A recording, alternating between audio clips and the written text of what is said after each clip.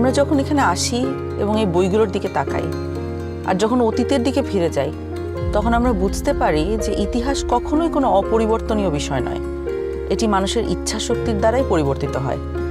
এখন আমাদের নিজেদের ভাগ্য এবং ইতিহাস আবারও নতুন করে লেখার সুযোগ নিয়ে এসেছে গণভোট 2026। সবার মনে একটা প্রশ্ন, গণভোটটা আসলে কি?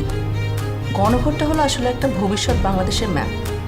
ভবিষ্যৎ বাংলাদেশ থেকে আপনি কি চান আর কি চান না একজন নাগরিক হিসাবে তার একটা খতিয়ান। আপনি কি এমন একটি বাংলাদেশ দেখতে চান যেখানে কেউ চাইলে 10 বছরের বেশি প্রধানমন্ত্রী থাকতে পারবে না?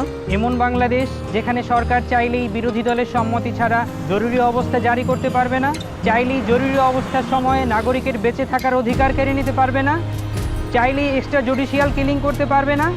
আপনি কি চান সংসদে একটি উচ্চকক্ষ থাকুক? দলগুলো ক্ষমতায় গিয়ে 2/3 সদস্যের জোরে যেন সংবিধান যেমন ইচ্ছে বদলে না ফেলতে পারে, এটা চান? সংবিধানের যে কোনো পরিবর্তন করতে হলে উচ্চকক্ষের সমর্থন লাগুক, এটা চান? সংবিধানের কিছু গুরুত্বপূর্ণ বিষয়ের পরিবর্তন আপনার মতামত ছাড়া কেউ করতে না পারুক, অর্থাৎ গণভোট ছাড়া সংবিধানের গুরুত্বপূর্ণ বিধানের কোনো পরিবর্তন সরকার যেন করতে না পারুক। আপনি কি চান তত্ত্বাবধায়ক সরকার কিভাবে তৈরি হবে এটা সরকারি দল এবং বিরোধী দল মিলেই ঠিক করুক? একই রকমভাবে নির্বাচন কমিশন, পিএসসি, সিএজি এসব গুরুত্বপূর্ণ নিয়োগে বিরোধী দলেরও ভূমিকা থাকুক? আপনি কি চান সংসদে নারীদের প্রতিনিধিত্ব বাড়ুক?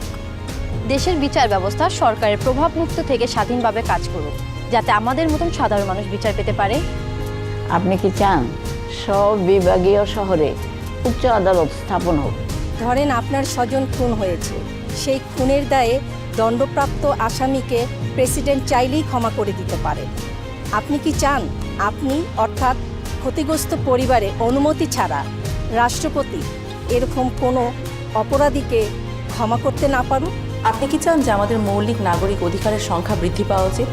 যেমন ধরেন ইন্টারনেট পাওয়া, এটা কি একটা মৌলিক নাগরিক অধিকার হওয়া উচিত, যাতে ভবিষ্যতে আবারও কোনো খুনি সরকারের সেই ইন্টারনেট বন্ধ করে আমাদের উপরে হত্যাযজ্ঞ না চালাতে পারে? রাষ্ট্রপতি এবং প্রধানমন্ত্রী ক্ষমতার মধ্যে ভারসাম্য বজায় থাকুক, এটা কি আপনি চান? বাংলা ভাষার পাশাপাশি দেশের অন্যান্য জনগোষ্ঠীর ভাষার স্বীকৃতি পাক, এটা কি আপনি চান? আপনি যদি এই পরিবর্তনগুলো চান, আপনি যদি এই পরিবর্তনগুলো চান, তাহলে গণভোটে হাতে সিল মারুন। হাতে সিল মারুন। হ্যাঁ, সিল মারুন। হাতে সিল মারুন। হাতে সিল মারুন। হেতে সিল মারুন।